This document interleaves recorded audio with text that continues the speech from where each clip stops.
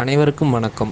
நாம் நம்மளோட சேனலில் தொடர்ச்சியாக நீதிபதி தேர்வுகளுக்கான வகுப்புகள் பார்த்துட்டு வந்துட்ருக்கோம். அந்த வகையில் தமிழ்நாடு சிவில் ஜட்ஜ் மெயின் எக்ஸாமுக்கு ப்ரிப்பேர் பண்ணிருக்கவங்க அவங்க டிரான்ஸ்லேஷனில் நிறையாவே தடுமாற்றங்களை சந்தித்து வந்துட்ருப்போம்.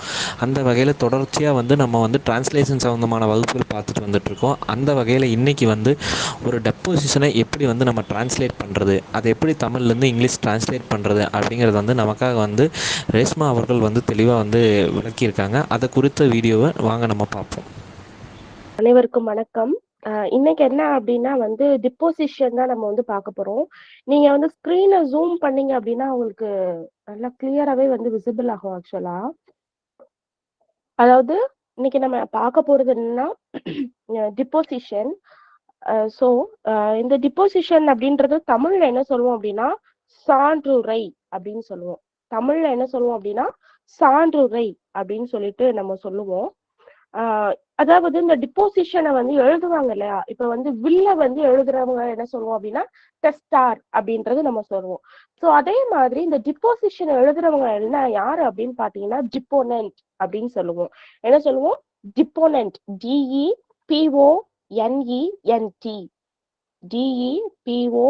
DEPONENT டிப்போனன்ட் அப்படின்னு சொல்லுவோம். who is making a deposition, உறுதிமொழி அளிப்பவர் அப்படின்னு சொல்லுவோம். எஸ் சார், சொல்லுங்க சார், ஹேண்ட் ரைஸ் பண்ணிருக்கீங்க.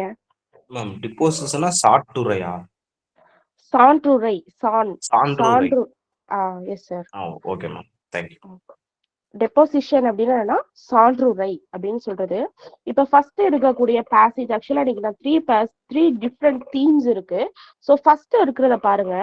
குற்றம் சாட்டப்பட்டவர் எனது பக்கத்து வீட்டுக்காரர். அவர் நகராட்சியின் அனுமதியின்றி ஒரு நாய் வைத்திருக்கிறார். வெளியே விளையாடி கொண்டிருந்த என்னுடைய சிறிய மகனை அந்த நாய் கடித்து விட்டது. நான் அந்த சம்பவத்தை பற்றி குற்றம் சாட்டப்பட்டவரிடம் கேட்டபோது அவர் என்னை கெட்ட வார்த்தைகளால் திட்ட, அதை நான் எதிர்த்த போது அவர் என்னை கை நீட்டி அடிக்கவும் செய்தார். அச்சம்பவத்தை எனது மற்றொரு பக்கத்து வீட்டுக்காரரான திரு கார்த்திகேயன் பார்த்தார். நான் காவல்துறையினரிடம் முறையிட்ட போது குற்றம் சாட்டப்பட்டவர் மிக்க செல்வாக்குள்ளவர் என்ற காரணத்தினால் காவல்துறையினர் அவர் மீது எவ்வித நடவடிக்கையும் எடுக்கவில்லை. ஆகவே குற்றவியல் விசாரணை முறை சட்டம் பிரிவு 200 கீழ் கணம் கோட்டார் அவர்களிடம் நான் தனிப்பட்ட புகார் தாக்கல் செய்கிறேன். ஆகவே கணம் கோட்டார் அவர்கள் என்னுடைய புகாரை ஏற்று குற்றம் சாட்டப்பட்டவரை சம்மன் செய்து விசாரணை நடத்தி அவரை சட்டத்திற்குட்பட்டு தண்டிக்குமாறு பிரார்த்திக்கிறேன் அப்படின்னு இருக்கு. சோ இதுதான் என்னன்னா ஃபர்ஸ்ட் இருக்கக்கூடிய ஒரு இஷ்யூ, ஃபேக்ட். சோ இதுல பாருங்க, குற்றம் சாட்டப்பட்டவர் அப்படின்றத அண்டர்லைன் பண்ணிக்கோங்க. குற்றம் சாட்டப்பட்டவர் எனது பக்கத்து வீட்டுக்காரர். குற்றம் சாட்டப்பட்ட அப்படின்னா யாரு அப்படின்னு பாத்தீங்கன்னா அக்யூஸ்ட் அப்படின்னு நம்ம சொல்லுவோம். அக்யூஸ்ட் யாரு அப்படின்னா என்னுடைய பக்கத்து வீட்டுக்காரர். பக்கத்து வீட்டுக்காரர் அப்படின்னா என்ன சொல்லுவோம்னா நெய்பர். பக்கத்து வீடு அப்படின்னா என்ன சொல்லுவோம்? நெய்பரிங் ஹவுஸ் அப்படின்னு சொல்லுவோம். அப்ப இது நெய்பர். இப்ப குற்றம் சாட்டப்பட்டவர் எனது பக்கத்து வீட்டுக்காரர், இதை எப்படி எழுதணும்? த அக்யூஸ்ட் இஸ் மை நெய்பர் அப்படின்னு எழுதணும். அடுத்து பாருங்க, அவர் நகராட்சியின் அனுமதியின்றி ஒரு நாய் வைத்திருக்கிறார். சோ இதுல நகராட்சின்னா என்னது? முனிசிபாலிட்டி. சோ முனிசிபாலிட்டியோட அனுமதியின்றி ஒரு நாய் வைத்திருக்கிறார். அப்ப இதை நம்ம எப்படி எழுதலாம்னா, எப்பவுமே நல்லா நீங்க ஒரு விஷயம் என்ன அப்படின்னா, நம்மளுக்கு ஒரு டெப்போசிஷனோ whatever maybe, so will எதுவா வேணா இருக்கட்டும், எப்போதுமே ஃபர்ஸ்ட் ஒரு பர்சனோட நேமை நம்ம மென்ஷன் பண்ணிட்டோம்னு வச்சுக்கோங்களேன். அதாவது நவுன்னா என்னன்னா ஒரு பர்சனை மென்ஷன் பண்றது. அதுக்கு அடுத்து வரக்கூடியது எல்லாமே என்னன்னா ப்ரனவுன்ல தான் இருக்கணும். ப்ரனவுன் அப்படின்னா என்னன்னா, இப்போ ஃபார் எக்ஸாம்பிளுக்கு இதுல பாருங்க, ஒரு பக்கத்து வீட்டுக்காரர் அப்படின்னு ஒருத்தர் நம்ம மென்ஷன் பண்ணிட்டோம் இல்லையா? சோ செகண்ட் வரக்கூடிய ஸ்டேட்மெண்ட்ல எல்லாமே என்னதான் இருக்கணும்னா ஹீயா தான் இருக்கணும். இப்போ ஃபார் எக்ஸாம்பிள் ஃபர்ஸ்ட் ஸ்டேட்மெண்ட்னா ரங்கநாதன் அப்படின்னு சொல்லிட்டோம்னா, நெக்ஸ்ட் ஸ்டேட்லயுமே ரங்கநாதன் அரசு நகராட்சி அவர் நகராட்சியினுடைய அனுமதியின்றி வச்சிருக்காரு அப்படின்னு எகைன் அவரோட நேமை ரெப்பீட் பண்ணக்கூடாது. ஸோ மீன்வைல் நம்ம என்ன பண்ணணும்னா அந்த இடத்துல ஹீயோ, ஷீயோ, இட்டோ, தேவோ அந்த மாதிரி என்ன பண்ணணும்னா யூஸ் பண்ணணும். ஸோ எப்பொழுதுமே நல்ல ஞாபகம் வச்சுக்கக்கூடிய ஒரே விஷயம் என்னன்னா, ஃபர்ஸ்ட் ஸ்டேட்மெண்ட்டை நீங்க நேம் மென்ஷன் பண்ணிட்டீங்கன்னா செகண்ட் ஸ்டேட்மெண்ட்ல நேம் மென்ஷன் பண்ணக்கூடாது. நேம் மென்ஷன் பண்ணலாம், பட் நேம் மென்ஷன் பண்ணனா அது பாக்குறதுக்கு வந்து ஒரு ஹைலி வர்த்தபிளான ஒரு டெப்போசிஷனோ வில்லோ ஜட்ஜ்மெண்ட் மாதிரி இருக்காது. சோ அதை நீங்க நோட் பண்ணிக்கோங்க. அதனாலதான் நெக்ஸ்ட் பாருங்க, அவரை வந்து so he is having a dog, அவர் நாய் வச்சிருக்காரு without the permission of the municipality. so municipality-உடைய பெர்மிஷன் இன்றி அவர் என்ன பண்ணியிருக்காரு அப்படின்னா நாய் வந்து வச்சிருக்காரு. ஹேவிங்னு சொல்லலாம், இல்ல அப்படின்னா மெயின்டைனிங்னா என்னன்னா பராமரிக்குதல். சோ பராமரித்து வந்தார், வளர்த்து வருகிறார். சோ அப்படின்றத நம்ம மெயின்டைனிங்னு யூஸ் பண்ணலாம், இல்ல அப்படின்னா ஹேவிங் அப்படின்னாலுமே நம்ம வந்து சொல்லிக்கலாம். நெக்ஸ்ட் பாருங்க, நெக்ஸ்ட் ஸ்டேட்மெண்ட், வெளியே விளையாடி கொண்டிருந்த என்னுடைய சிறிய மகனை அந்த நாய் கடித்து விட்டது. சோ கடித்து விட்டது அப்படின்னா என்னன்னா பைட், பிஐடி, பைட்னு நம்ம சொல்லுவோம். சோ பைட் அதாவது என்ன அப்படின்னா சிறிய மகனை அப்படின்னா யங்கர் சன். அப்ப டாக் இதுல வந்து கடித்து விட்டதுன்னா என்னது, it is a past tense, right? So past டென்ஸ்னா என்ன சொல்லணும், bited, bited. The dog bited my younger son, விளையாண்டு கொண்டிருந்த, who was playing outside. அப்ப the dog was bited my younger son who was playing outside அப்படின்னு எழுதணும். Next, நான் அந்த சம்பவத்தை பற்றி குற்றம் சாட்டப்பட்டவரிடம் கேட்டபோது அவர் என்னை கெட்ட வார்த்தைகளால் திட்ட, அதை நான் எதிர்த்த போது அவர் என்னை கை நீட்டி அடிக்கவும் செய்தார் அப்படின்னு இருக்கு இல்லையா? அப்ப அந்த சம்பவத்தை, அப்ப சம்பவம் அப்படின்றத நான் என்ன சொல்லியிருக்கேன்னா இன்சிடென்ட் சொல்லியிருக்கேன், அக்யூரன்ஸ் சொல்லியிருக்கேன், சர்க்கம்ஸ்டன்ஸ் வரும். சோ இந்த இடத்துல நம்ம என்ன வேர்டு சொல்றோம் அப்படின்னா இன்சிடென்ட். அப்ப அந்த நிகழ்வு நிகழும் பொழுது அப்படிங்கும்போது என்ன பண்ணணும், இன்சிடென்ட். கெட்ட வார்த்தைகளால் அப்படின்னு என்னன்னா நம்ம காமனா யூஸ் பண்றது என்னது, டிஃபமேட்டரி வேர்ட்ஸ் இல்லைன்னா பேர்ட் வேர்ட்ஸ்ன்னு சொல்லுவோம். பட் இங்கிலீஷ்ல என்னன்னா ஃபிளிப்பி வேர்ட்ஸ், FILLLTHY, ஃபிளிப்பி வேர்ட்ஸ் அப்படின்னு நம்ம வந்து சொல்லுவோம். FILLLTHY, ஃபிளிப்பி வேர்ட்ஸ் அப்படின்னு சொல்லுவோம். அப்போ இதுல என்னன்னா, நான் அந்த சம்பவத்தை பற்றி குற்றம் சாட்டப்பட்டவரிடம் கேட்ட போது அப்படின்னு இருக்கு இல்லையா? அப்ப என்ன எப்படி எழுதணும் அப்படின்னா, கேட்ட போதுல என்னது, he questioned about the occurrence அல்லது about the incident இல்லையா? அப்ப when I questioned the accused question பண்றான், எது, about the incident, அந்த நிகழ்வை பற்றி. சோ அப்ப என்ன பண்றாரு அப்படின்னா he scolded, என்ன பண்றாங்க, அவர் என்னை கெட்ட வார்த்தைகளால் திட்ட அப்படின்னா என்னது, திட்டுறது அப்படின்னா என்ன சொல்லுவோம் அப்படின்னா scold. he scolded me, he scolded. அதாவது இங்க எதுக்கு நம்ம past tense சொல்லணும், ஏன்னா completion. so he scolded me. so என்ன பண்றான்னா ஸ்கோல் பண்றான் எதுல, with the filthy words, கெட்ட வார்த்தைகளால். so filthy words. and when I opposed her, அதை நான் எதிர்த்த போது, எதிர்த்தனா என்னது, எகைன்ஸ்ட்னு நம்ம சொல்லுவோம். இந்த இடத்துல எகைன்ஸ்ட் யூஸ் பண்ணக்கூடாது. எகைன்ஸ்ட்னா என்னன்னா எதிர்ப்பு அப்படின்னு சொல்றது. இதுல வந்து எதிர்த்த போது அப்படிங்கும் பொழுது என்ன யூஸ் பண்ணணும்னா அப்போஸ்ட் அப்படின்றத யூஸ் பண்ணணும். எதுக்கு, டு தட், அந்த இன்சிடென்ட்டுக்கு. நெக்ஸ்ட் பாருங்க, அவர் என்னை கை நீட்டி அடிக்கவும் செய்தார் அப்படின்னு இருக்கு இல்லையா? என்னை கை நீட்டி அடிக்கவும் செய்தார் அப்படிங்கும் பொழுது என்ன வரும்னா he beat, BEAT, he beat me with hands. Screen தெரியுதா?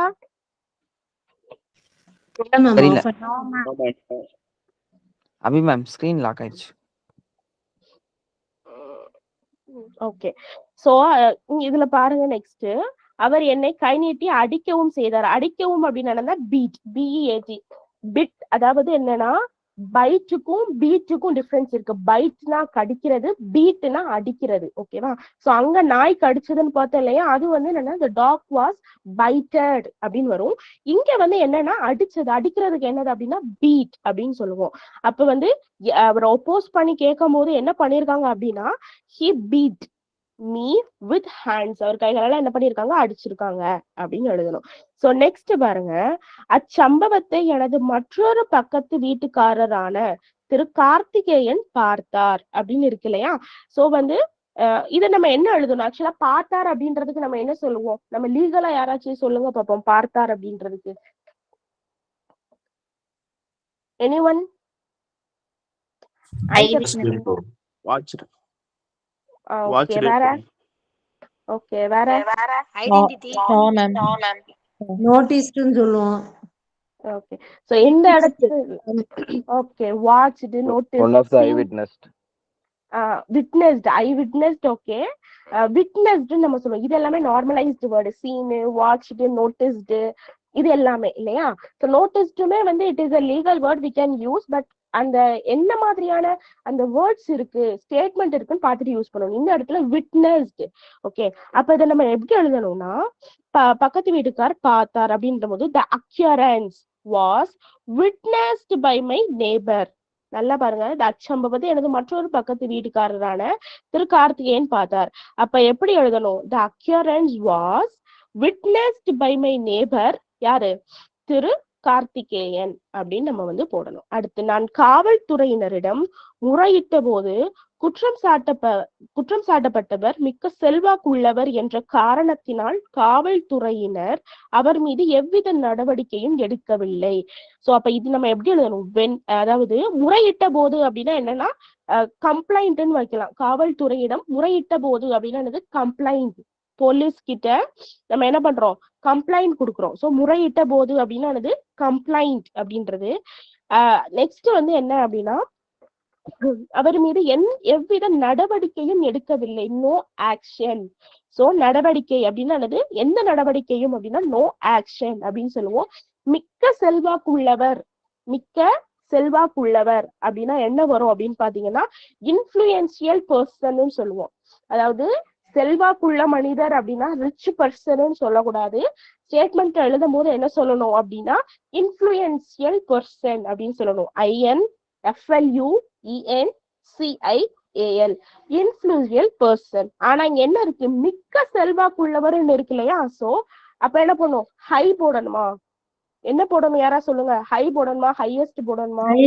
Highly influence.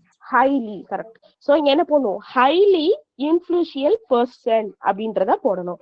அடுத்து என்ற காரணத்தினால் காவல்துறையினர் அவர் மீது எவ்வித நடவடிக்கையும் எடுக்கவில்லை. அப்ப இதை நம்ம எப்படி எழுதணும்னா இவர் வந்து முறையிடுறாரு காவல்துறையிடம். அப்ப when I made a complaint to the யார்கிட்ட? போலீஸ். அப்ப போலீஸ் என்ன பண்ணல?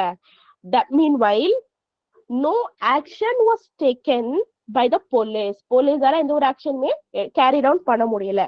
since என்ன ரீசன்னால அப்படின்னா the accused was a highly influential person. அவன் வந்து என்ன சொல்றது? மிக்க செல்வாக்குள்ள மனிதராக இருந்த காரணத்தினால எந்த விதமான ஆக்ஷன்ஸ் வந்து எடுக்கல அப்படின்றது. சோ நெக்ஸ்ட் பாருங்க ஆகவே. சோ ஆகவே அப்படின்னா சொல்லுங்க மேம். சித்தாமணி மேம். மேம் இத மட்டும் ஒன் டைம் சொல்லுங்க. லாஸ்டா சொன்னீங்களா when I. Okay. So when I made a complaint யார்கிட்டனா to a police. Police கிட்ட கம்ப்ளைண்ட் பண்றோம்.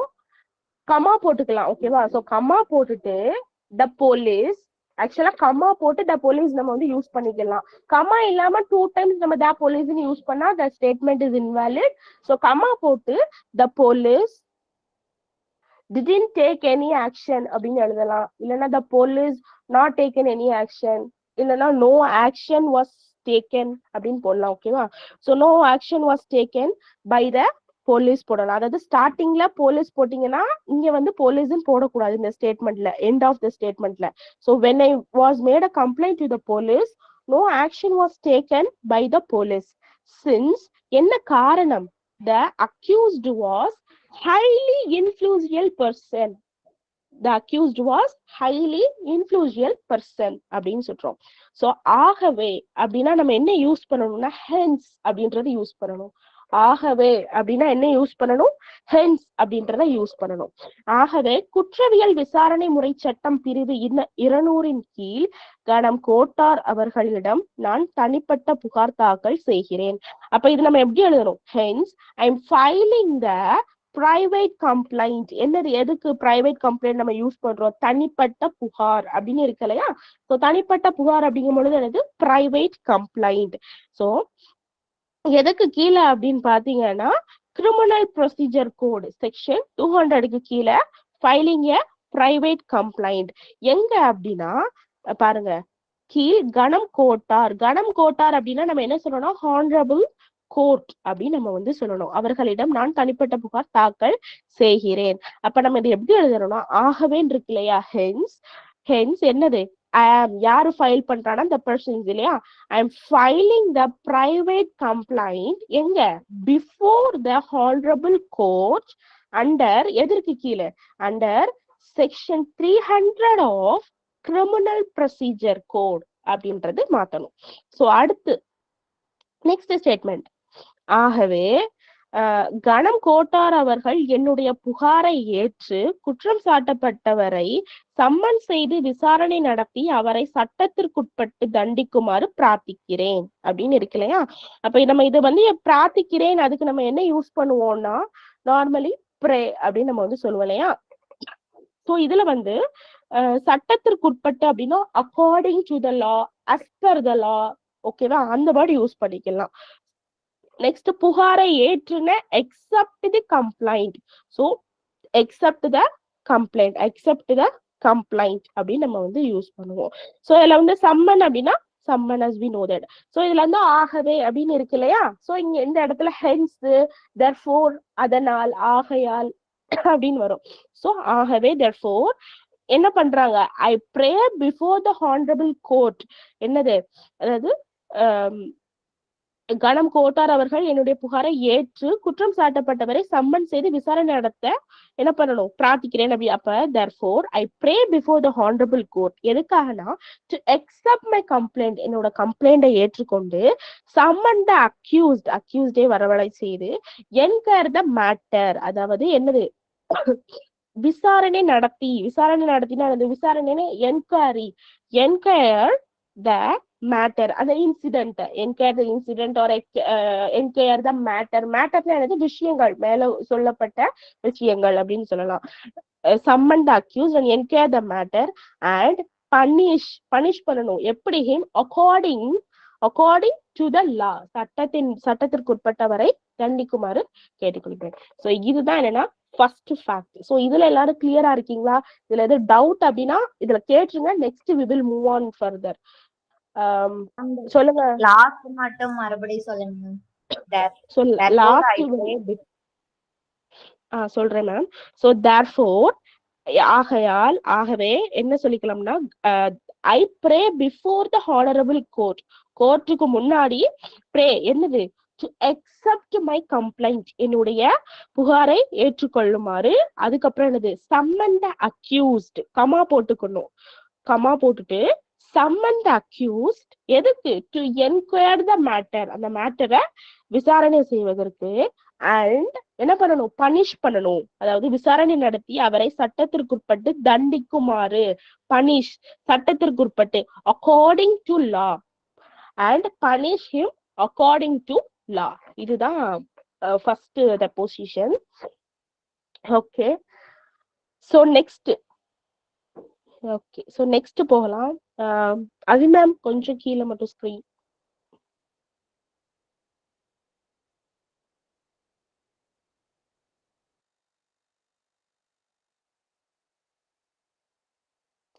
ஓகே, நெக்ஸ்ட் பாருங்க.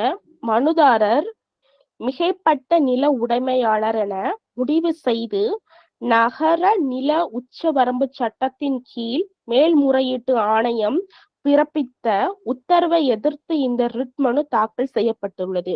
தமிழக அரசு ஒரு தனி நகர நில உச்சவரம்பு சட்டத்தை பிறப்பித்து பின் அந்த சட்டத்தின் அமலாக்கம் ரத்து செய்யப்பட்டது. அந்த சட்டத்தின் அமலாக்கம் ரத்து செய்யப்பட்டதால் அந்த சட்டத்தின் கீழ் அதிகாரிகளால் பிறப்பிக்கப்பட்ட உத்தரவுகளும் ரத்து செய்யப்பட வேண்டியவை என்பது மனுதாரரின் அறிவார்ந்த வழக்குரைஞரின் வாதுரையாகும். அந்த உத்தரவுகள் சட்டத்தின் அமலாக்கம் ரத்து செய்யப்படுவதற்கு முன்பே பிறப்பிக்கப்பட்டவை என்பதால் இந்த ரிட் மனு தள்ளுபடி செய்யப்பட வேண்டியது என்பது அறிவார்ந்த அரசு வழக்குரைஞரின் எதிர்வாதுரை ஆகும்.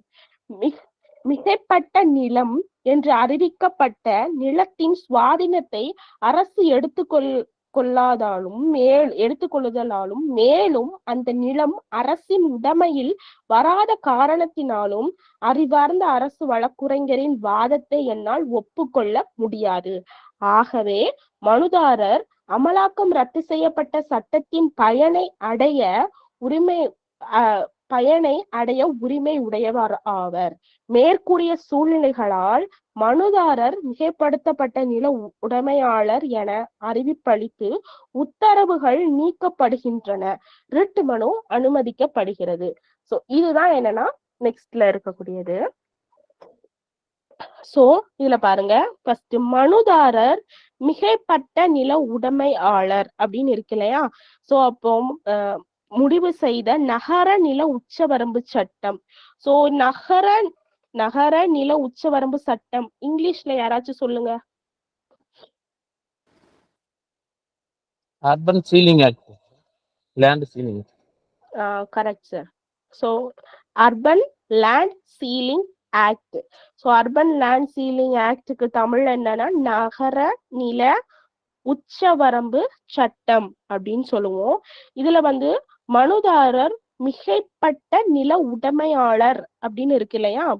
சோ மிகைப்பட்ட நில உடைமையாளர் அப்படின்றதுக்கு இங்கிலீஷ்ல என்ன வரும்னா சர்ப்ளஸ் லேண்ட் ஹோல்டர் அப்படின்னு சொல்லுவோம். என்ன சொல்லுவோம்? சர்ப்ளஸ் லேண்ட் ஹோல்டர் அப்படின்னா யாருன்னா மிகைப்பட்ட நில உடைமையாளர் அப்படின்னு நம்ம சொல்லுவோம். அதே மாதிரி மேல்முறையீட்டு ஆணையம். மேல்முறையீட்டு ஆணையம் அப்படின்னா என்னன்னா அப்பலட் ட்ரிபுனல். அப்பலட் ட்ரிபுனல் அப்படின்னு சொல்லுவோம். ஓகேவா? நெக்ஸ்ட் ரிட் மனுனா ரிட், அது நமக்கு தெரியும்.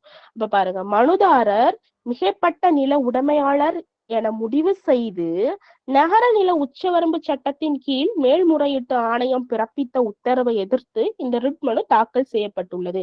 அப்ப அதை நம்ம எப்படி எழுதணும்னா, ரிட் தானே ஃபைல் பண்ணிருக்காங்க, அப்ப நம்ம எப்படி எழுதுவோம்? இந்த writ has been filed. File பண்றாங்க எதுக்கு?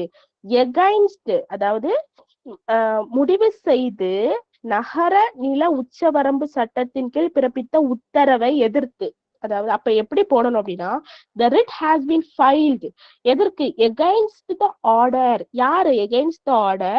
passed by the, கீழ் என்ன வந்திருக்குன்னு பாருங்க, மேல்முறையீட்டு ஆணையம் பிறப்பித்த உத்தரவு. அப்ப யார் வந்து இதை வந்து order passed by appellate tribunal. So அப்ப the writ has been filed against the order passed by the appellate tribunal holding, என்ன சொல்றாங்க அப்படின்னா, holding that the என்னது மனுதாரர் பெட்டிஷனர் மிகைப்பட்ட நில உடைமையாளர் அப்படின்னு என்னது, holding that the petitioner is surplus land holder அப்படின்னு சொல்றாங்க. surplus லேண்ட் ஹோல்டர் எதற்கு கீழே முடிவு செய்து நகர நில உச்சவரம்பின் சட்டத்தின் கீழ் அப்படின்னு இருக்கு இல்லையா. அப்ப எது கீழே? Under the urban land ceiling act. அப்ப இது நம்ம எப்படி எழுதணும் அப்படின்னா, the writ petition has been filed against the order passed by the appellate tribunal holding, என்ன சொல்றது அப்படின்னா, that the petitioner யார் அப்படின்னா மிகைப்பட்ட நில உடைமையாளர் அப்படின்னு என்னது, the petitioner is surplus land holder. எந்த சட்டத்திற்கு கீழே? Under urban land ceiling act. இதுதான் ஃபர்ஸ்ட். சோ நெக்ஸ்ட் பாருங்க, அடுத்து தமிழக அரசு. Okay sir. the writ has been filed. So writ வந்து ஃபைல் பண்றாங்க எதுக்கு? எகைன்ஸ்ட் த. சோ நான் வந்து இங்கிலீஷ்ல நான் சொல்லும் பொழுதும் நீங்க தமிழ்ல வந்து அந்த வேர்ட்ஸ் அப்படியே பார்க்கணும். Then only you can catch up the words இருக்கும். த ரிட் அதாவது கீழே இருந்து வரணும், சரிங்களா? சோ ரிட் வந்து தாக்கல் செய்யப்படும். அப்ப the writ has been filed against the order passed by the மிகைப்பட்ட நில உடைமையாளர் passed by the மேல்முறையீட்டு ஆணையம் அப்படின்னு இருக்குல்ல, appellate tribunal. passed by the appellate tribunal holding that மனுதாரர் மிகைப்பட்ட நில உடைமையாளர், that the petitioner is surplus land holder. எதுக்கு கீழே? அண்டர் நகர நில உச்சவரம்பு சட்டம் அப்படின்னு under the urban land ceiling act அப்படின்னு சொல்றோம். சோ நெக்ஸ்ட் பாருங்க, தமிழக அரசு ஒரு தனி நகர நில உச்சவரம்பு சட்டத்தை பிறப்பித்த பின் அந்த சட்டத்தின் அமலாக்கம் ரத்து செய்யப்பட்டது. தனி நகர நில உச்சவரம்பு சட்டம் அப்படின்னா என்ன? சொல்லுங்க. தனி நகர நில உச்சவரம்பு சட்டம் அப்படின்னா இங்கிலீஷ்ல என்ன? என்ன கெஸஸ்? ரொம்ப அமைதியா இருக்கீங்க, சொல்லுங்க. யாருக்காச்சும் தெரியுமா?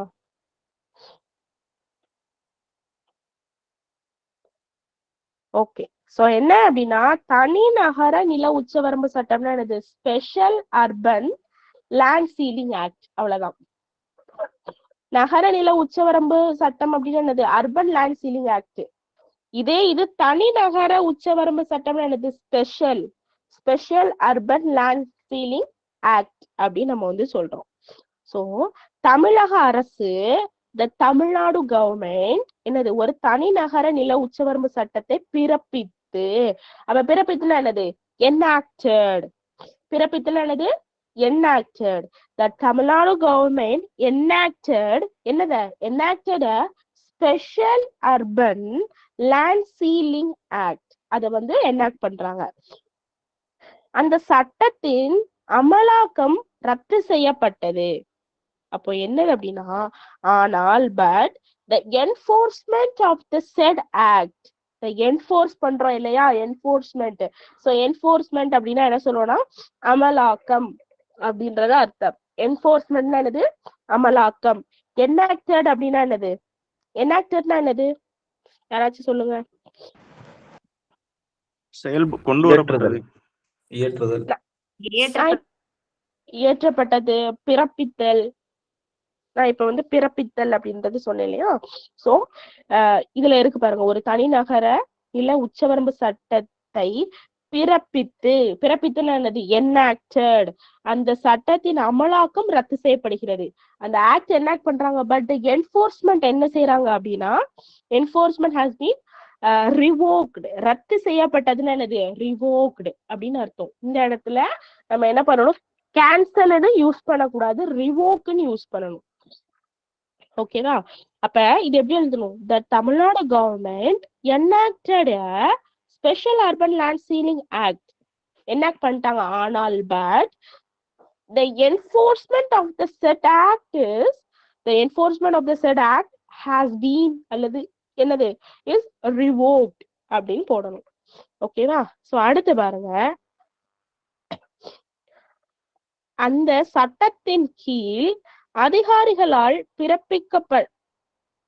பிறப்பிக்கப்பட்ட உத்தரவுகளும் ரத்து செய்யப்பட வேண்டியவை என்பது மனுதாரரின் அறிவார்ந்த வழக்குரைஞரின் வாதுரை ஆகும் அப்படின்னு இருக்கு. அப்ப இது எப்படி எழுதணும்னா, அறிவார்ந்த வழக்குரைஞர் அப்படின்னு லேர்ன் அட்வொகேட் சொல்லுவாங்க, learn council. Okay.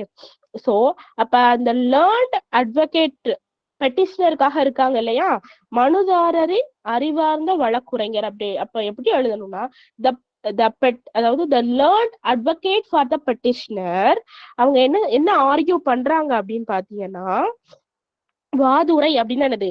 Argue. So என்ன ஆர்கியூ பண்றாங்க அப்படின்னு பாருங்க, that since the enforcement the act was revoked, அதாவது சட்டத்தின் கீழ் அதிகாரிகளால் பிறப்பிக்கப்பட்ட உத்தரவுகளும் ரத்து செய்யப்பட வேண்டியவை என்பது. ஓகேவா? அப்ப எப்படி எழுதணும்னா, argued that the enforcement of the act was revoked. So revoked. அடுத்து பாருங்க, revoked the order passed by the officials, அதிகாரிகளால். அந்த சட்டத்தின் கீழ் அதிகாரிகளால் அப்படின்னு இருக்கு இல்லையா, அதிகாரிகள் அப்படின்னா என்னன்னா officials. So under the act are also liable to be revoked. அதாவது பிறப்பிக்கப்பட்ட உத்தரவுகளும், ஆர்டர் பாஸ்டு பை த யாரு? அபிஷியல்ஸ், சட்டத்தின் அமலாக்கம் ரத்து செய்யப்படுவதற்கு. அப்ப இத பாருங்க, அப்ப இது எப்படி எழுதணும்னா, the learned advocate for the petitioner argued that the enforcement of the act was revoked. But ஆனா the order passed by the officials, under the act are also liable to be revoked, அப்படின்னு எழுதணும். அடுத்து பாருங்க, அந்த சொல்லுங்க sir. வாதுரையாகும் அப்படிங்கறது எப்படி start பண்றது? It is argue plea of அட்வொகேட்னு ஆரம்பிக்கலாமா இல்ல? சார். ப்ளீ வந்து ரிட்டர்ன்ஸ்ல நம்ம சொல்றது சார். இது வந்து ஆர்கியூடு, அதாவது ஆர்கியூ தானே பண்ணுவாங்க இல்லையா?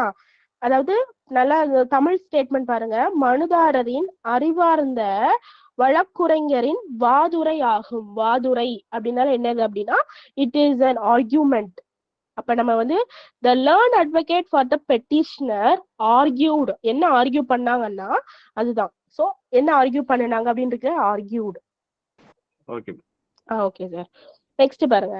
அந்த உத்தரவுகள் சட்டத்தின் அமலாக்கம் ரத்து செய்யப்படுவதற்கு முன்பே பிறப்பிக்கப்பட்டவை என்பதால் இந்த ரிட் மனு அபிமம் நெக்ஸ்ட் ஸ்லைடு.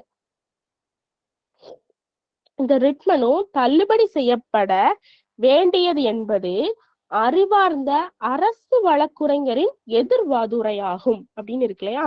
அப்ப இதை நம்ம எப்படி எழுதணும் அப்படின்னு பாத்தீங்கன்னா, இதுல வந்து அரசு வழக்குரைஞர் அப்படின்னா யாரு? கவர்மெண்ட் ப்ளீடர் அப்படின்னு சொல்லுவோம். சோ இதுல என்ன இருக்குன்னா அறிவார்ந்த அரசு வழக்குரைஞர் அப்படின்னா என்னது? The land government pleader. So அவங்களோட எதிர்வாதுரை, வாதுரைனது வந்து ஆர்கியூமெண்ட், எதிர் அப்படின்னா வந்து டிஃபென்ஸ். சோ அப்ப இதுல என்ன எப்படி எழுதணும்? The learned government pleader in defence argued that என்ன சொல்றாங்க அப்படின்னா அந்த ரிட் மனு, த ரிட் பெட்டிஷன் என்ன செய்யணும் அப்படின்னா the writ petition is liable to be dismissed, தள்ளுபடி செய்யப்பட வேண்டியது என்பது இருக்கு இல்லையா? இப்ப என்ன ஆர்கியூ பண்றாங்க? the learned government pleader in defense argued that the writ petition is liable to be dismissed. So dismissed ஆகணும் அப்படின்னு, தள்ளுபடி செய்யப்பட வேண்டியது அப்படின்னு இருக்கு. அடுத்து பாருங்க. அந்த உத்தரவுகள் சட்டத்தின் அமலாக்கம் ரத்து செய்யப்படுவதற்கு முன்பே, அதாவது முன்பே அப்படின்னு இருக்குல்லையா? அப்ப என்ன வரும்னா before the enforcement of the act. Before the enforcement of the act. உத்தரவுகள் சட்டத்தின் அமலாக்கம் ரத்து செய்யப்படுவதற்கு முன்பே அப்படின்னா அது என்ஃபோர்ஸ்மெண்ட் ஆஃப் த ஆக்ட். அப்ப நம்ம இது எப்படி எழுதணும்னா the learned government pleader in defence argument that the writ petition is liable to be dismissed. இவங்க போட்டிருக்கக்கூடிய மேல்முறையீட்டு மனுவானது என்ன செய்யணும் அப்படின்னா டிஸ்மிஸ் செய்யப்பட வேண்டும். since என்ன அப்படின்னா the order have been passed எதுக்கு முன்னாடி அப்படின்னு பாத்தீங்கன்னா enforcement of the act. அப்ப before the enforcement of the act அப்படின்னு நம்ம வந்து சொல்றோம். so next பாருங்க. மிகைப்பட்ட நிலம் என்று அறிவிக்கப்பட்ட நிலத்தின் சுவாதீனத்தை அரசு எடுத்துக் கொள்ளுதலாலும் மேலும் அந்த நிலம் அரசின் உடைமையில் வராத காரணத்தினாலும் அறிவார்ந்த அரசு வழக்குரைஞரின் வாதத்தை என்னால் ஒப்புக்கொள்ள முடியாது அப்படின்னு இருக்கு. அப்ப வந்து இதுல நான் என்ன சொல்லியிருக்கேன் அப்படின்னு பாத்தீங்கன்னா ரிவர்ஸ்ல தான் போனேன். எப்பவுமே நம்ம டிரான்ஸ்லேஷன் பண்ணும் பொழுது ஃபர்ஸ்ட் இருக்க வேர்டையும் ஃபர்ஸ்ட் இருக்க ஸ்டேட்மெண்ட்டையும் அப்படியே நம்ம என்ன பண்ணக்கூடாது, டிரான்ஸ்லேஷன் பண்ணக்கூடாது. நான் என்ன ஸ்டார்டிங் இனிஷியல் கிளாஸ்லயே சொன்னேன், யாரால், பை ஹூம், என்ன அதுல இருக்கு அப்படின்னு தானே நான் சொல்லியிருக்கேன். அந்த எசன்ஸ் என்ன, பை ஹூம் அப்படின்றது. அப்ப இதுல யாரால் வந்து அக்செப்ட் பண்ண முடியல அப்படின்னா இந்த பர்சன். சோ அப்ப என்னது ஐ. அப்ப I cannot accept the argument. யாரோட ஆர்குமெண்ட்டை கடைசியில பாருங்க, வராத காரணத்தினால் அறிவார்ந்த அரசு வழக்குரைஞரின் வாதத்தை என்னால் ஒப்புக்கொள்ள முடியாது. அப்ப அது எப்படி எழுதணும் அப்படின்னா I can't accept the argument of the அறிவார்ந்த அரசு வழக்குரைஞர். அப்ப என்ன வரும் அப்படின்னா லேர்ன் கவர்மெண்ட் ப்ளீடர், அவங்களோட வாதத்தை அக்செப்ட் பண்ண முடியாது. அப்ப சின்ஸ் மேலும் மேலும் என்ன போட்டுக்கலாம் அப்படின்னா மிகைப்பட்ட நிலம் என்று அறிவிக்கப்பட்ட நிலத்தின் சுவாதீனத்தை அப்ப the government has not acquired, எடுத்துக்கொள்ளாது அப்படின்னு இருக்குல்லையா? எடுத்துக்கொள்ளாது அப்படின்னா என்னது? எடுத்துக்கொள்ளாது அப்படின்னா என்னது? நாட் acquired அப்படின்னு அர்த்தம். அரசின் உடைமை அப்படின்னு என்னது? Government possession. அரசின் உடைமை அப்படின்னு என்னது? Government possession. அப்ப the government has not acquired the land. அந்த ஸ்டேட்மெண்ட் பாருங்க, பட்ட நிலத்தின் சுவாதீனத்தை அரசு எடுத்துக்கொள்ளாதாலும் அரசின் உடைமை வராத காரணத்தினாலும். அப்ப எப்படி எழுதணும்? the government has not acquired the land. அவங்க வந்து லேண்டை எடுக்கல. அது மட்டும் இல்லாம and has not taken the possession, உடைமையை என்ன செய்யல, எடுக்கல. வராத காரணத்தினால் என்னது? of the land which is declared. எப்படி அதை டிக்ளேர் பண்ணணும் அப்படின்னா மிகைப்பட்ட நிலம் என்று அறிவிக்கப்பட்ட நிலத்தின் சுவாதீனத்தை அப்படின்னு இருக்கு இல்லையா, மிகைப்பட்ட நிலம் என்ன பண்ணணும்னா declared as a surplus land அப்படின்னு சொல்லணும். அப்ப இதுல என்ன அப்படின்னா ஐ காண்ட் அக்செப்ட், அக்செப்ட் பண்ண முடியல என்னதுன்னா லேர்ன் கவர்மெண்ட் பீடரோட ஆர்குமெண்ட்டை அக்செப்ட் பண்ண முடியல. எதனால அப்படின்னு பாத்தீங்கன்னா என்ன ரீசன், மேலும் எதனாலனா த கவர்மெண்ட் என்ன பண்ணலன்னா எடுத்துக்கொள்ளல, அரசு எடுத்துக்கொள்ளாதனாலும் அரசின் உடைமை வராத காரணத்தினாலும். அப்ப எப்படி எழுதணும், the government has not acquired the land and taken the possession of the land. So எடுத்துக்கொள்ளாத காரணத்தினால இது மிகைப்பட்ட நிலம் அப்படின்னு டிக்ளேர் பண்ணணும். Is declared as a surplus land அப்படின்னு நம்ம சொல்லணும். அடுத்து பாருங்க, ஆகவே, ஆகவேனா என்னது, ஹென்ஸ் யூஸ் பண்ணிக்கலாம், என்னன்னா therefore. சோ ஆகவே மனுதாரர் அமலாக்கம் ரத்து செய்யப்பட்ட சட்டத்தின் பயனை அடைய உரிமை உடையவர் ஆவர். அப்ப ஹென்ஸ் த பெட்டிஷனர், அதாவது உரிமை உடையவர் அப்படின்னா என்னது, உரிமை உடையவர் அப்படின்னா என்னன்னா entitled, entitle to get the relief அப்படின்னு சொல்லுவோம் இல்லையா. சோ என்ன வரும், என்டைட்டில். ஆகவே ஹென்ஸ், அப்ப பயனை அப்படின்னா என்னது பெனிஃபிட், சம் பெனிஃபிட்ஸ். அப்ப இது எப்படி எழுதணும் அப்படின்னு பாத்தீங்கன்னா ஹென்ஸ் யாரு, ஃபர்ஸ்ட் என்ன சொல்லியிருக்கேன் அந்த ஸ்டேட்மெண்ட்ல யாரு, பை ஹூம் அப்படின்றதானே வரும். அப்ப இது என்ன அப்படின்னு பாத்தீங்கன்னா மனுதாரர். அப்ப தி பெட்டிஷனர், பெட்டிஷனர் என்னது, பயனை அடைய உரிமை உடையவர். அப்ப the petitioner is entitled to get the benefit of the act. அந்த ஆக்ட வந்து என்ன அப்படின்னா என்டைட்டில் பண்றதுக்கு பெனிஃபிட். அது என்னது, அமலாக்கம் ரத்து செய்யப்பட்ட சட்டத்தின் which enforcement was revoked. எந்த ஒரு அதாவது எந்த ஒரு இத வந்து ரிவோக் பண்ணப்பட்டதோ, அமலாக்கம் ரத்து செய்யப்பட்ட சட்டத்தின், அதாவது என்ஃபோர்ஸ்மெண்ட் வந்து டினை ஆச்சு இல்லையா. சோ அப்ப எப்படி இந்த ஸ்டேட்மெண்ட் எழுதணும் அப்படின்னா the petitioner is entitled to get the benefit of the act which the enforcement was denied அப்படின்னு எழுதிக்கலாம். ஓகேவா.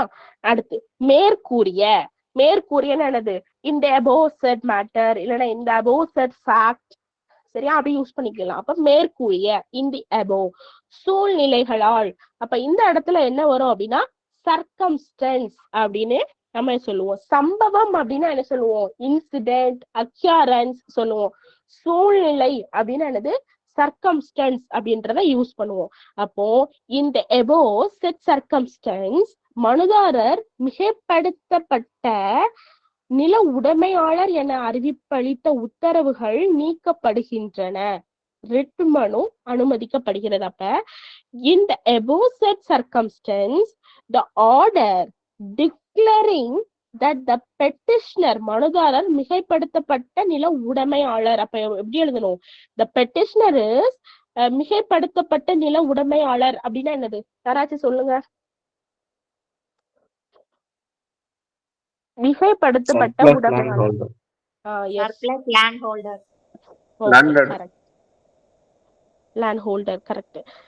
So surplus land holder. அப்ப என்ன வரும் அப்படின்னா இந்த above circumstance the order declaring that the petitioner is surplus land holder.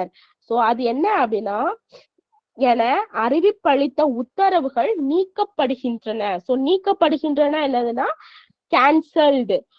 என அறிவிப்பளித்த ஹியர்பை அப்படின்னு நம்ம வந்து யூஸ் பண்ணிக்கணும். ஜட்ஜ்மெண்ட் எல்லாமே யூஸ் பண்ணணும், ஹியர்பை ஸ்டேட்டிங் அப்படின்னு, அது மாதிரி ஆர் ஹியர்பை கேன்சல்டு. சோ நீக்கப்படுகிறது. அப்ப ரிட் மனு அனுமதிக்கப்படுகிறது. அப்ப the writ menu is allowed, the writ petition is allowed அப்படின்னு நம்ம சொல்லணும். ஓகேவா. சோ செகண்ட் ஒரு டெபோசிஷன்ஸ் புரிஞ்சுச்சா, second model of deposition.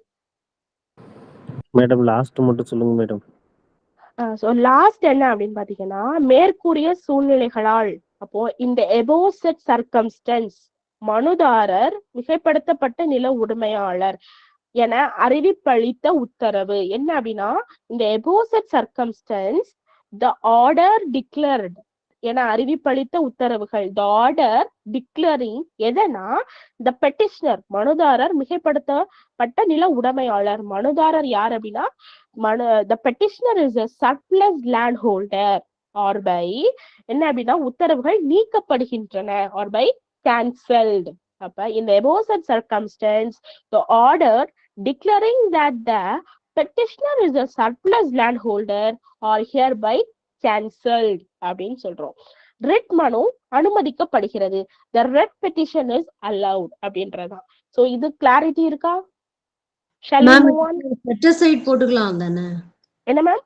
the order hereby set aside ன்னு சொல்லி சொல்லலாம். போட்டுக்கலாம். போட்டுக்கலாம் ma'am. set Okay, aside allowed போட்டுக்கலாம். Chintamani ma'am. Yes ma'am. Ma'am இதுல ஐ காண்ட் அக்செப்ட் தி அந்த இது மட்டும் கொஞ்சம் சொல்லுங்க மேம். அதுக்கு முன்னாடி அது வந்து என்னன்னா அதுக்கு முன்னாடியா மேம்? இல்ல ma'am the land government leader தமிழ்ல சொல்லுங்க. தமிழ்ல சொல்லுங்க. எஸ் மேம் ஒரு நிமிஷம்.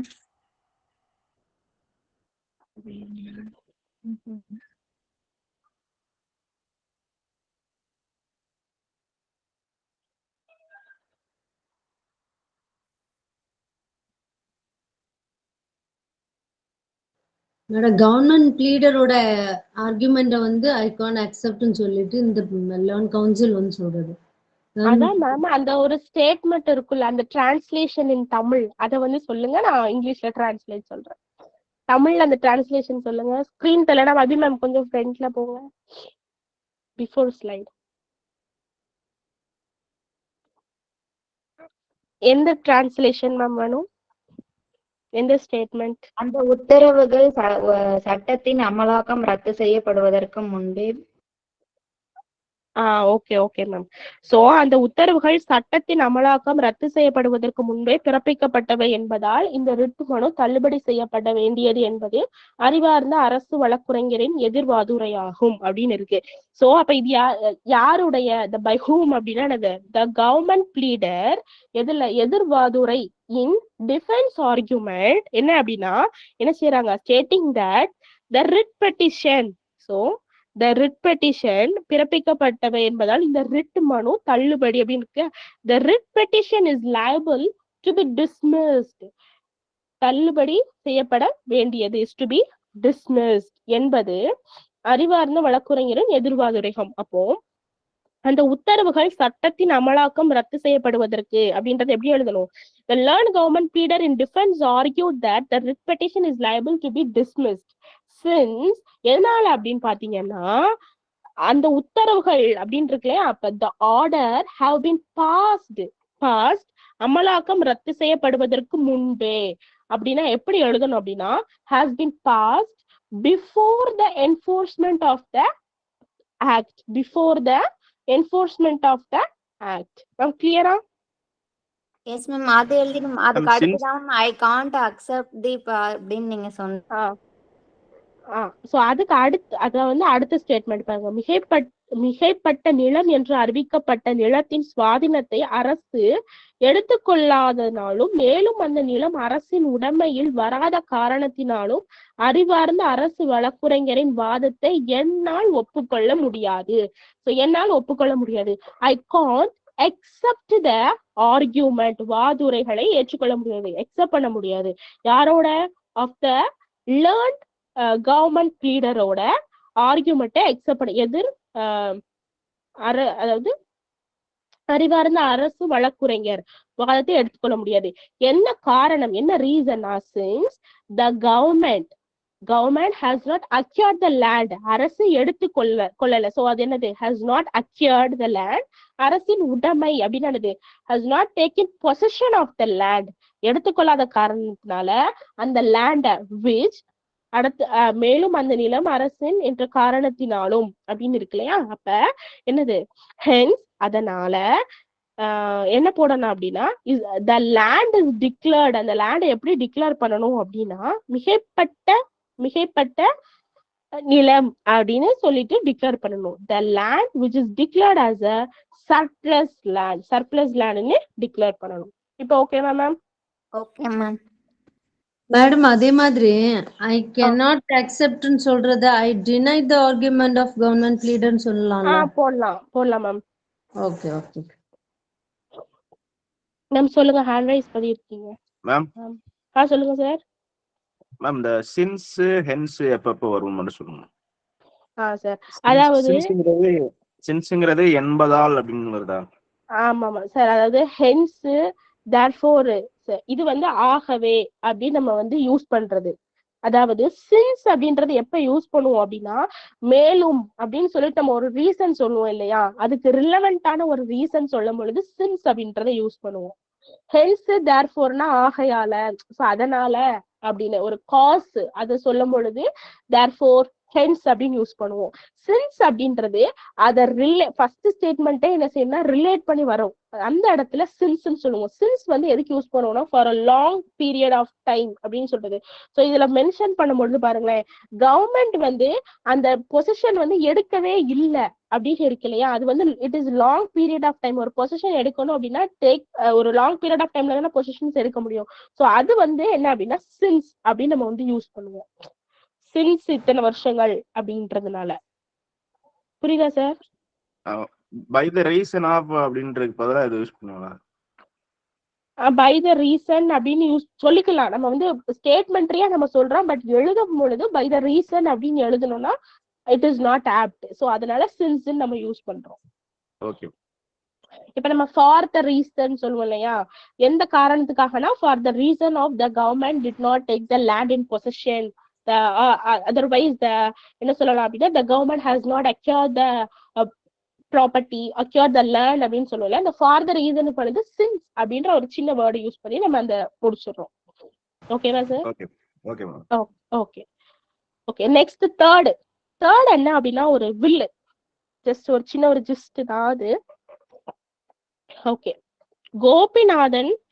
கோபிநாத்தின் குமரர் மதுரை வாசியாக 75 வயதுள்ள சுவாமிநாதன் ஆகிய நான் கீழ்கண்ட உயிர் சாசனத்தை என் முழு உணர்வுகளோடும் சுய நினைவிலும் கீழ்கண்டவாறு எழுதுகிறேன். நான் முழு புத்தி சுவாதீனத்தில் இருந்தும் உடல் சுகவீனமற்றவனாகியும் விட்டேன். மரணம் உறுதி, மரணத்தின் சமயம் உறுதியற்றது. அதாவது இதுல நோட் பண்ணிக்கோங்க, மரணம் உறுதி, மரணத்தின் சமயம் உறுதியற்றது. அந்த உறுதியற்றது அதை நோட் பண்ணிக்கோங்க. நான் புத்தி சுவாதீனத்தால் இருக்கும் போதே 65 வயதுள்ள கமா போட்டுட்டு இது நாள் வரை எனக்கு உறுதுணையாக இருந்து வரும் என் மனைவிக்கு என் மரணம் அவளுக்கு முன் சம்பவிக்கும் பட்சத்தில் நிதி ஆதாரம் ஏற்படுத்த விரும்புகிறேன். நாங்கள் தற்போது வசிக்கும் வீட்டின் முன்புறம் அமைந்துள்ள கடைகளும் இந்த வீடு உட்பட்ட என் மரணத்திற்கு பின் முழு பாத்தியங்களுடன் என் மனைவி அடைய வேண்டியது.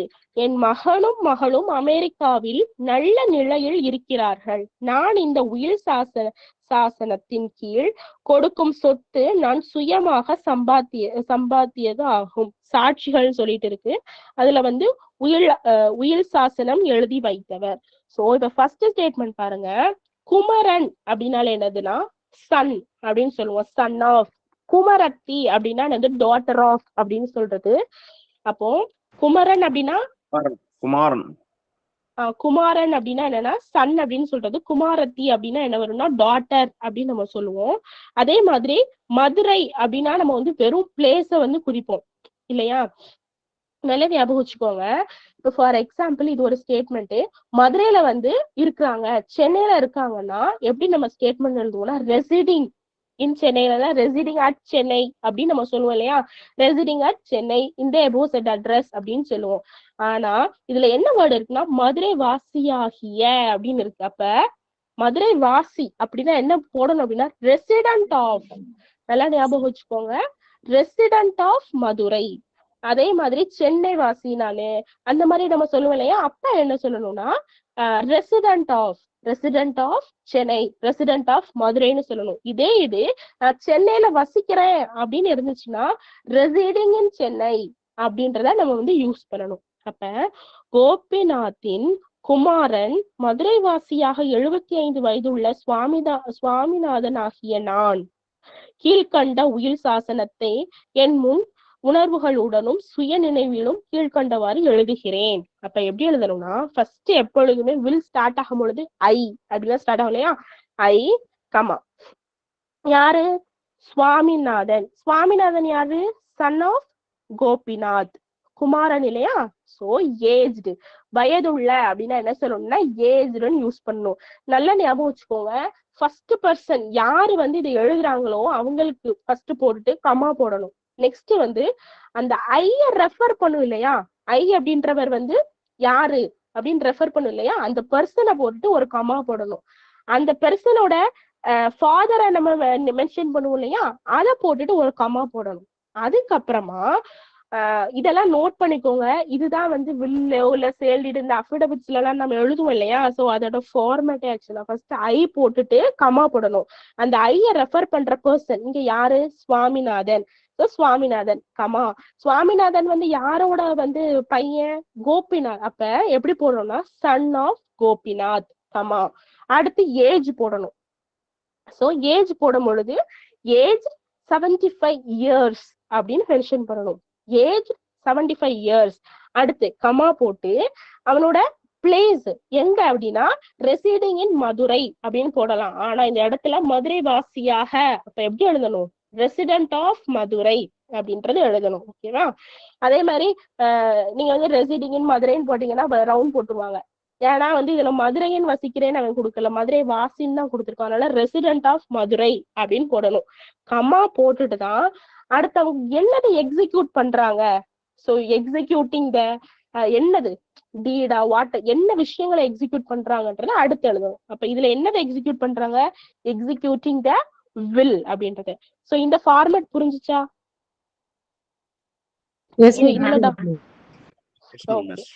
So following the will. So எதோட அப்படின்னா உயிர் சாசனத்தை என் முழு உணர்வுகளோடும் சுய நினைவிலும். அப்ப with the sound disposition state. With the sound disposition ஸ்டேட்னா என்னது? முழு உணர்வுகளோடும், முழு உணர்வுகளோடும் சுய நினைவிலும். அதுக்கு என்ன சொல்லலாம்னா குட் கான்சைன்ஸ் அப்படின்னு சொல்லலாம். Good conscience. Execute the following will with sound disposition state and with good conscience. Okay ma? அப்ப I Swaminathan, son of Gopinath, aged 75 years, resident of Madurai, executing the following will எப்படி? With the sound disposition state and with good conscience. ஓகேவா? அடுத்து பாருங்க, நான் முழு புத்தி சுவாதீனத்தில் இருந்தும். இருந்தும் அப்படின்னு இருக்கு இல்லையா? இருந்தும்னா என்னது? தோ, THOUGH, தோன்ற வேர்டு யூஸ் பண்ணணும்.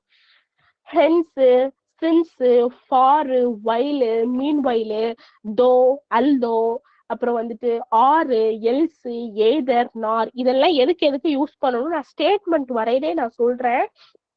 நீங்க அதை வந்து நோட் பண்ணி வச்சுக்கோங்க. தென் ஒன்லி அந்த ஸ்டேட்மெண்ட் எழுதும் போது பாக்குறதுக்கு வந்து நல்லா இருக்கும். அட்டு போடுற இடத்துல இன்னும் போட்டோம்னா அது மீனிங்கே மாறிடும். சோ அதுக்குதான். ஓகே. சோ தோனது இருந்தும் அப்படின்னு. இருந்தும். ஓகேவா? நான் முழு புத்தி சுவாதீனத்தில் இருந்தும்.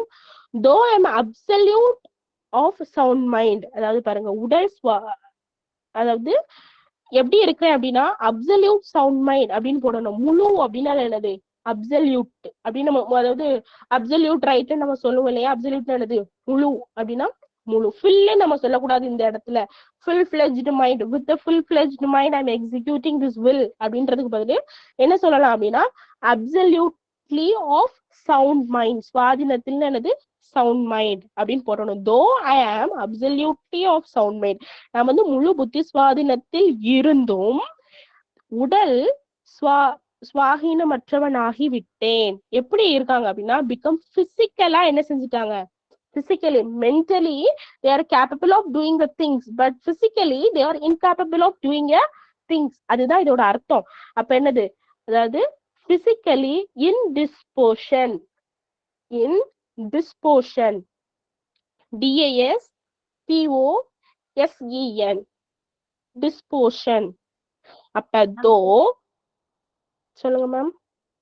physically disposition, DISPOSEN,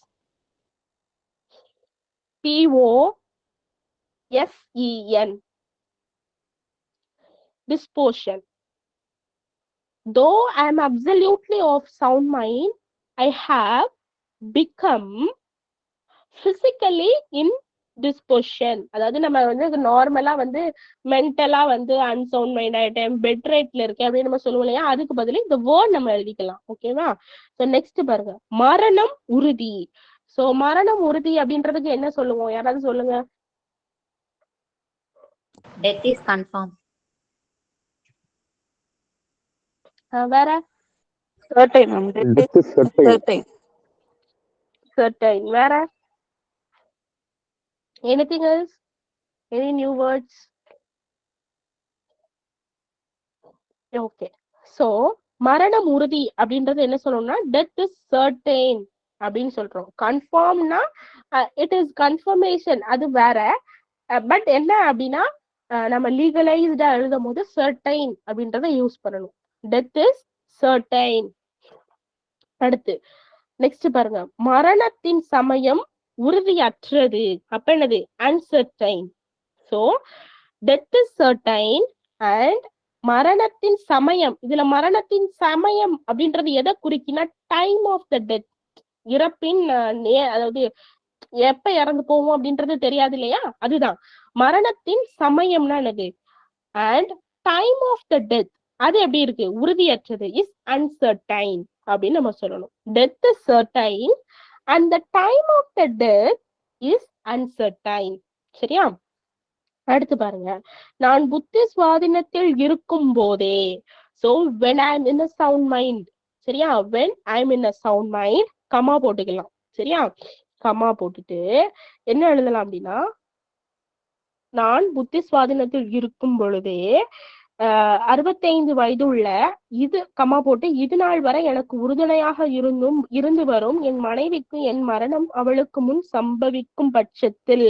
அப்ப இதுல என்ன எழுதணும் அப்படின்னா, when I am in sound mind and if I am predeceased her, அதாவது ஒய்ஃபுக்கு முன்னாடியே நான் மரணிக்கக்கூடிய தருவாயில என்ன ஆசைப்படுறாங்க, என்ன ஆசைப்படுறாங்கன்னா, ஐ விஷ், விரும்புறாரு. யார் என்ன விரும்புறாங்க அப்படின்னா, அதாவது என்ன குடுக்கறதுக்கு அப்படின்னா ப்ராப்பர்ட்டிஸை வந்து குடுக்கறதுக்காக, ஃபினான்ஷியல் சோர்ஸை வந்து ரெண்டர் பண்றதுக்காக. அப்ப when I am of sound mind and if I am predeceased her என்ன அப்படின்னா, ஸ்கிரீன் தெரியல. அபிநயா மேம் ஸ்கிரீன் தெரியல மேம். அபிநயா மேம் லாக் ஆயிடுச்சு நினைக்கிறேன். Abhinaya ma'am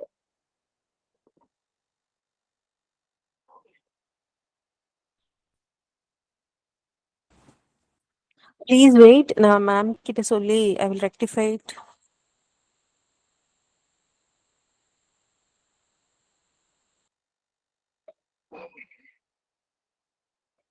okay. இதுல வந்து நிதி ஆதாரம் அப்படின்னா என்ன வரும்னு எனி கெஸஸ்? என்ன வேர்ட் யூஸ் பண்ணலாம்? நிதி ஆதாரம் சொல்லுங்க. Financial சப்போர்ட்டா? ஃபினான்ஷியல் சப்போர்ட் வேற. Financial support ma'am. Economic support R financial support. Okay. வேற எனி கெஸஸ்? நம்ம வந்து இப்படியா சொல்லுவோம், I wish to give my financial support to my wife அப்படின்னா சொல்லுவோம். Financial assistance. ஃபினான்ஷியல் அசிஸ்டன்ஸ் வேற.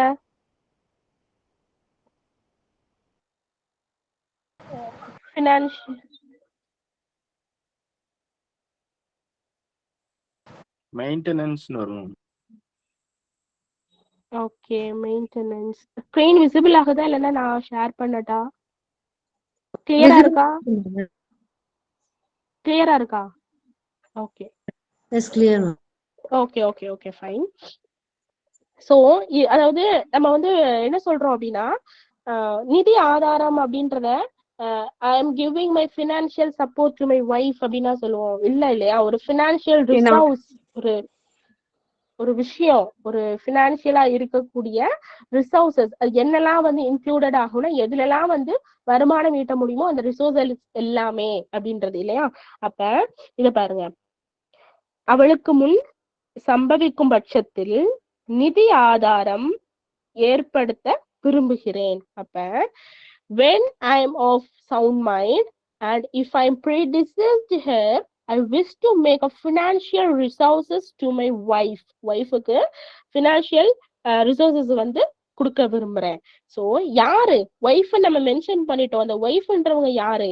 ஏஜ்ட் ஆஃப் 65 years மேல நம்ம பார்த்தோம் இல்லையா. சோ கோபிநாத்னு ஒரு பர்சனை பார்த்துட்டு அந்த பர்சனோட age, where they are living and what they are doing பார்த்தோம். ஸோ சேம் ஹியர் ஆல்சோ என்ன அப்படின்னா அதாவது ஒய்ஃப். ஸோ ஒய்ஃப் என்னன்னா ஏஜ் 65 years. ஸோ அவங்க என்ன பண்ணியிருக்காங்க மேல பார்க்கும்பொழுது என்ன பார்த்தோம், அந்த யாரு சுவாமிநாதன் வந்து எக்ஸிக்யூட்டிவ் வில்லன் பார்த்தோம். இந்த இடத்துல நம்ம என்ன அப்படின்னு பாத்தீங்கன்னா அந்த தமிழ்ல இருக்கிறத பாருங்க.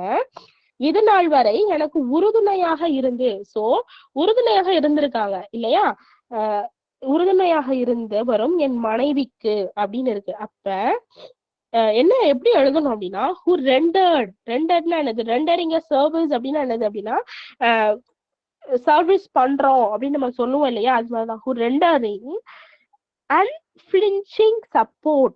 நல்லா ஞாபகம் வச்சுக்கோங்க, இது நாள் வரைக்கும் உறுதுணையாக, அதாவது UNFLINCHING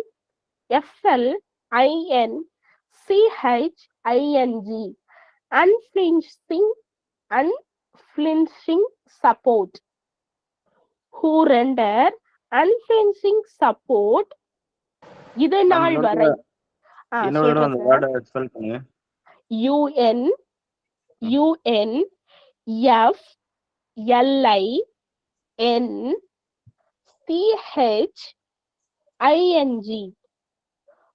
unflinching support.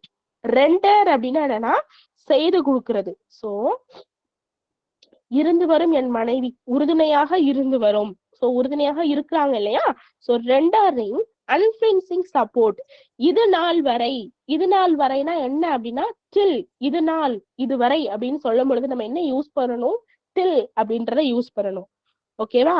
So till the date, இது நாள் வரைனா till the date. அப்ப அது எப்படி எழுதணும்னா when I am of sound mind and if I am predeceased her, I wish to make financial resources to my wife aged 65 years who rendered unflinching support to me till this date. ஃபினான்ஷியலுக்கு அப்புறம் என்ன word சொன்னீங்க? Financial resource RESOURC resource. Okay sir. Okay next பாருங்க, விரும்புகிறேன் நாங்கள் தற்போது வசிக்கும் வீட்டின் முன்புறம் அமைந்துள்ள கடைகளும். சோ அப்ப என்னது முன்புறம் அமைந்துள்ள கடைகள்னா the shop at in front of the house இல்லையா.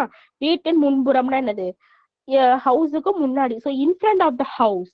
இந்த வீடுனா என்னது, where they are living right now.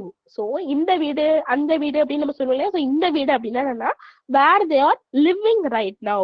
So அந்த வீடும் என் மரணத்திற்கு பின் முழு பாத்தியங்களுடன் என் மனைவிக்கு அடைய வேண்டியது. சோ மரணத்திற்கு பின் அப்ப என்னது, ஆஃப்டர் த டெத்.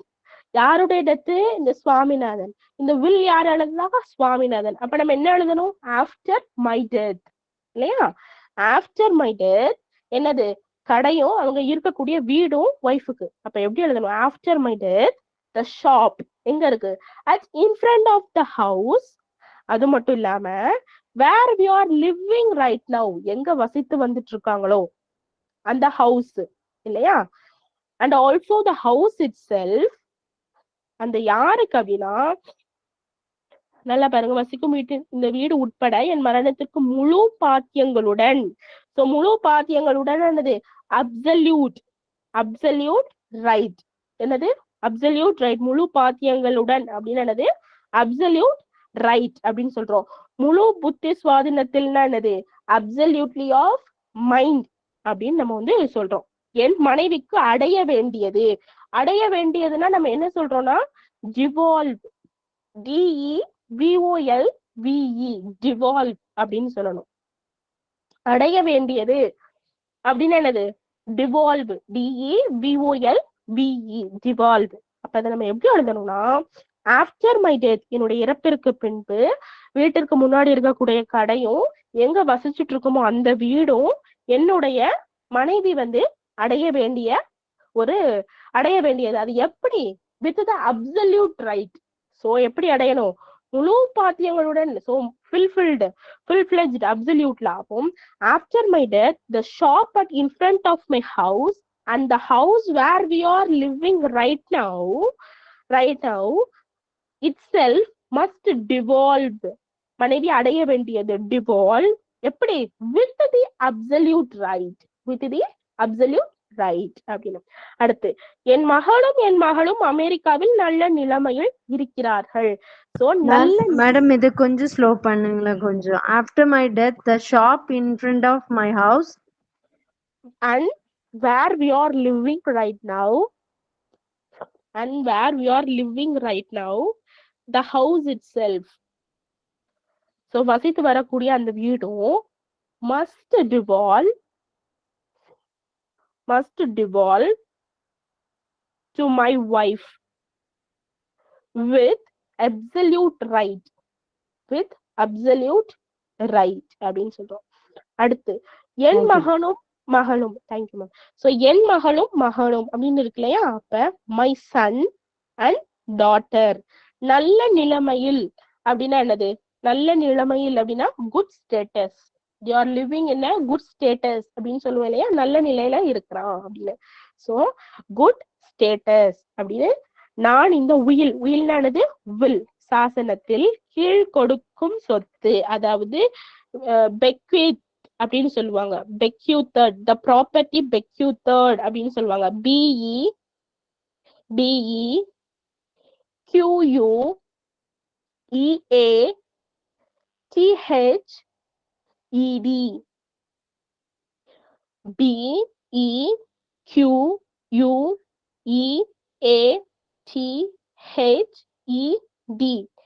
bequeath அப்படின்னா என்னன்னா கொடுக்கக்கூடிய சொத்து. ஓகேவா? கொடுக்கக்கூடிய சொத்து, கொடுக்கிறது, டு கிவிங், அதாவது கொடுக்கறது, இல்லைன்னா அதை விடுறது, லீவ் அப்படின்லாம் இருக்கு இல்லையா? அதுக்கு என்னன்னா bequeath அப்படின்னு நம்ம வந்து எழுதிக்கலாம். ஓகேவா? சுயமாக சம்பாதித்தது.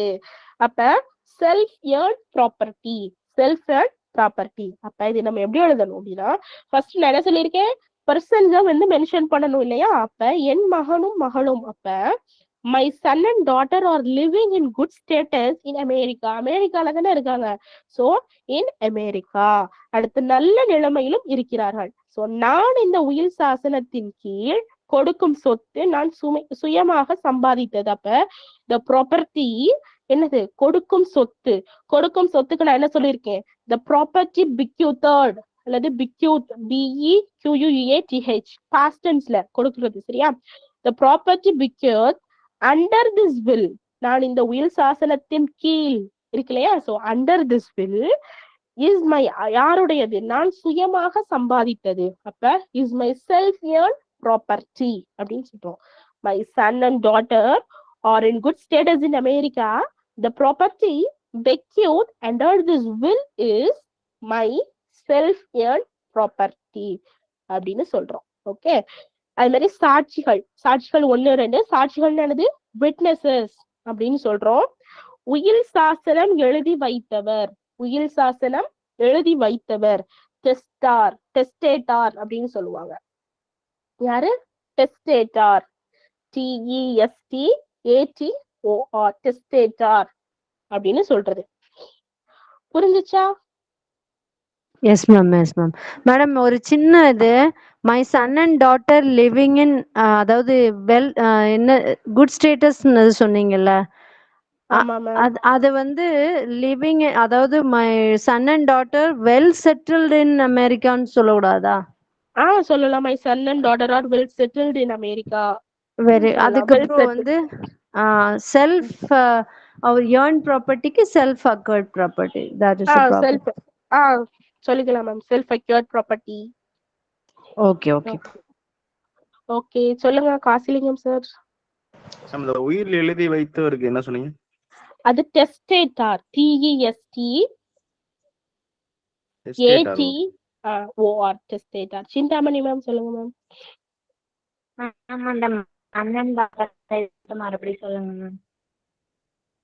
மேம் புரியல, பிரேக் ஆகுது மேம். என்னது லாஸ்டா சொன்னீங்கல்ல ma'am, my son and daughter live in America are in good status, அதுக்கப்புறம் மேம் த ப்ராப்பர்ட்டி, நான் இந்த உயிர் சாசனத்தின் கீழ் கொடுக்கும் சொத்து நான் சுயமாக சம்பாதித்தது. அதுக்கு என்ன எழுதணும்னா, த ப்ராப்பர்ட்டி பெக்யூத், BEQUEATH, பெக்யூத் சாசனத்தின் கீழ் அப்படின்னு இருக்கு இல்லையா, அண்டர் திஸ் வில் எப்படி நான் சுயமாக சம்பாதித்தது, is a self earned property இல்லைன்னா செல்ஃப் அக்யூர்ட் ப்ராப்பர்ட்டி அப்படின்னு சொல்லிக்கலாம். Is my self earned property. அதே மாதிரி இப்ப வந்து அந்த சான்றுரை இருக்கு இல்லையா, அதை எழுதுவாங்க இல்லையா, அவங்க பேரு என்னது? The person who is making a deposition is called, சொல்லுங்க. டெப்போனன்ட் சொன்னீங்க. Deponent, yes, correct. Deponent, The person who deponent. is, yes sir. The person who is making a will, testator. testator. Okay fine. So இன்னைக்கு உள்ளது I hope யூஸ்ஃபுல்லா இருந்திருக்கும்னு நினைக்கிறேன். we learned, நம்ம வந்து ஒரு ஆக்டும் நம்ம லேர்ன் பண்ணியிருப்போம், அந்த தமிழ்ல என்ன அப்படின்றது நம்ம லேர்ன் பண்ணியிருப்போம் ஐ ஹோப். அப்புறம் நிறைய மீனிங்ஸ் வந்து லேர்ன் பண்ணியிருப்போம். வில்லுக்கு வந்து ஸ்டார்டிங்ல எப்படி இருக்கணும், ஒரு ப்ரஃபார்மா மாதிரி. So I hope you understand.